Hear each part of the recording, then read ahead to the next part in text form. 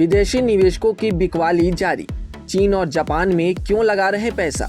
भारतीय share market में विदेशी पोर्टफोलियो निवेशकों यानी कि एफपीआईज की ताबड़तोड़ बिकवाली लगातार जारी है, जिससे भारतीय इक्विटी मार्केट पर दबाव बढ़ गया है।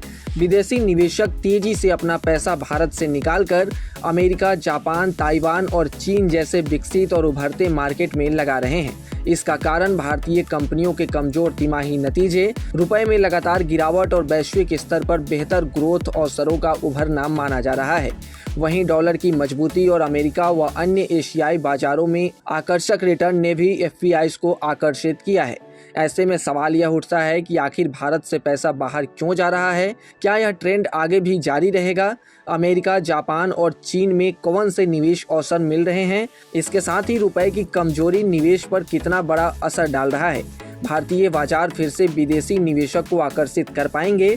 और इसके साथ ही यह भी कि क्या आने वाले समय में एफपीआईज की वापसी संभव है या नहीं।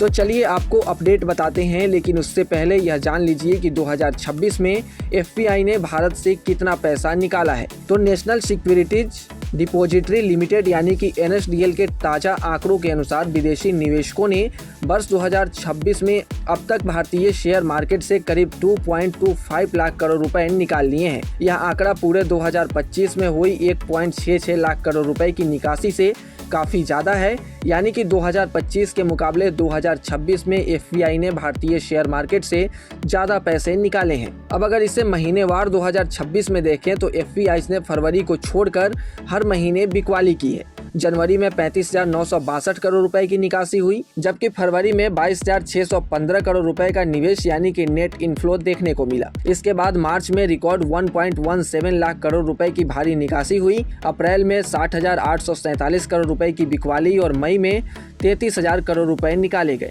यानी फरवरी को छोड़कर लगभग हर महीने बिकवाली का दबाव बना रहा, जिससे साफ है कि विदेशी निवेशकों के सेंटीमेंट काफी कमजोर बने हुए हैं। यानी कि भारतीय मार्केट को लेकर विदेशी निवेशक ज्यादा आकर्षक नहीं दिख रहे हैं, इसलिए वे यहां से पैसे निकाल करके कहीं और ले जा रहे हैं। न्यूज 18 इंडिया से morning star investment research India के प्रमुख प्रबंधक शोध हिमांशु श्रीवास्तव ने कहा कि इससे संकेत मिलता है कि विदेशी निवेशक भारत में अपनी हिस्सेदारी घटाने के मामले में आक्रामक हो गए हैं। वहीं मार्केट विशेषज्ञों का कहना है कि भारतीय कंपनियों की तिमाही नतीजे अपेक्षा से कमजोर रहने, रुपए के लगातार कमजोर होने और अमेरिका, जापान, दक्षिण कोरिया तथा ताइवान जैसे बाजारों में बेहतर रिटर्न मिलने से विदेशी निवेशकों ने अपना धन वहां शिफ्ट किया है।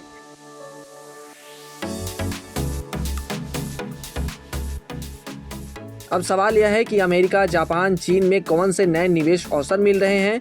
तो जियोजीत इन्वेस्टमेंट के मुख्य निवेश रणनीतिकार बीके विजय कुमार के अनुसार भारत की तुलना में अमेरिका, जापान, दक्षिण कोरिया और ताइवान की कंपनियों का प्रदर्शन ज़्यादा मजबूत रहा है। एआई आधारित तेजी और सेमीकंडक्टर यानी कि चिप की बढ़ती मांग ने खासकर दक्षिण कोरिया और ताइवान के बाजारों को विदेशी निवेशकों के लिए और अधिक आकर्षक बना दिया है। अब आते हैं उस सवाल पर कि रुपए की कमजोरी का निवेश पर कितना असर पड़ रहा है। तो रुपए में लगातार गिरावट से विदेशी निवेशकों यानी कि एफपीआई का रिटर्न अपने आप कम हो जाता है, क्योंकि जब वे पैसा निकालते हैं तो उन्हें डॉलर में कम वैल्यू मिलती है।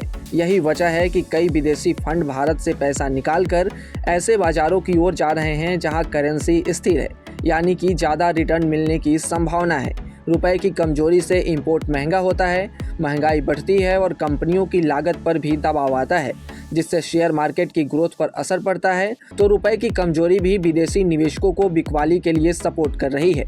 यानी कि रुपए कमजोर होने से विदेशी निवेशकों का पैसा कम होगा, जिससे वे भारतीय बाजार से दूर जा रहे हैं। इस मामले पर सीएनबीसी आवाज से सेंट्रिसिटी वेल्थ टेक के सचिन जसूजा ने कहा कि 2026 में रुपया करीब 6% और पिछले एक साल में लगभग 10% कमजोर हुआ है। यह मिड 80 के स्तर से गिरकर करीब 95.5 प्रति डॉलर तक पहुंच गया है। हालांकि आरबीआई इसे संभालने की कोशिश कर रहा है। विशेषज्ञों का कहना है कि भारत की कच्चे तेल के आयात पर भारी निर्भरता भी चिंता बढ़ा रही है। क्योंकि देश अपनी ज़रूरत का 80% से ज़्यादा कच्चा तेल बाहर से मंगाता है। इसके साथ ही एक और बड़ा सवाल यह भी है कि एफपीआईज बिकवाली तो कर रहे हैं, लेकिन यह बिकवाली कब तक जारी रहेगी और क्या भारतीय बाजार फिर से विदेशी निवेशकों को आकर्षित कर पाएगा?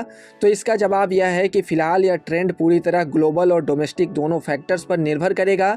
जब तक चीन, जापान और ताइवान के साथ अन्य विकसित मार्केट में ज़्यादा सुरक्षित और बेहतर रिटर्न के मौके मिलते रहेंगे, तब तक एफपीआईज का कुछ हिस्सा बाहर जाता रह सकता है।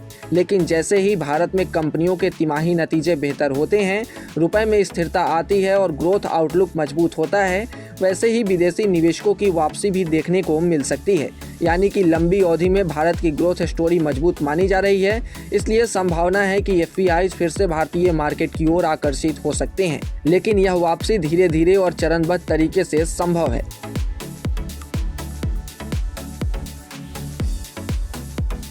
इस बीच अगर भारतीय मार्केट को लेकर आप उदास हैं और आप घरेलू निवेशक हैं, तो आपको धैर्य रखने की ज़रूरत है, क्योंकि आने वाले समय में यह संकेत मिल रहे हैं कि एफपीआईज वापस आ सकते हैं और भारतीय इकोनॉमी में जैसे ही स्टेबिलिटी आएगी, मार्केट में तेजी देखने को मिल सकता है। फिलहाल किसी भी निवेश से पहले अपने एक्सपर्ट्स की सलाह जरूर लें और ऐसे ही तमाम अपडेट्स और शेयर मार्केट से जुड़ी तमाम जानकारी के लिए आप बने रहें गुड रिटर्न्स डिजिटल के साथ।